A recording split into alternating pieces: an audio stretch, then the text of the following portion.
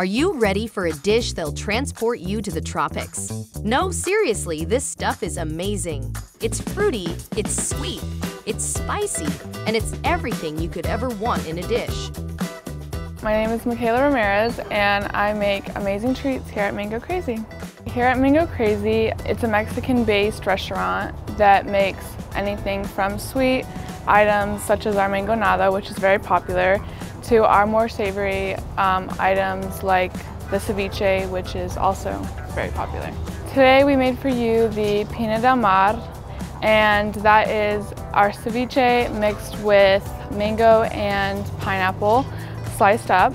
It also has orange and lime juice drizzled in there, topped with hot sauce and tahini, and a pineapple shell served with Tostito chips. You should come check us out because we have a little bit of everything for everybody, and it's a very refreshing place, very clean and, friendly environment, family friendly and all of that stuff, and we love seeing new faces. So if you're looking for something new and exciting to try, or if you just want to take your taste buds on a vacation to the tropics, check out Mango Crazy in Chandler's Piña del Mar to get the fork out.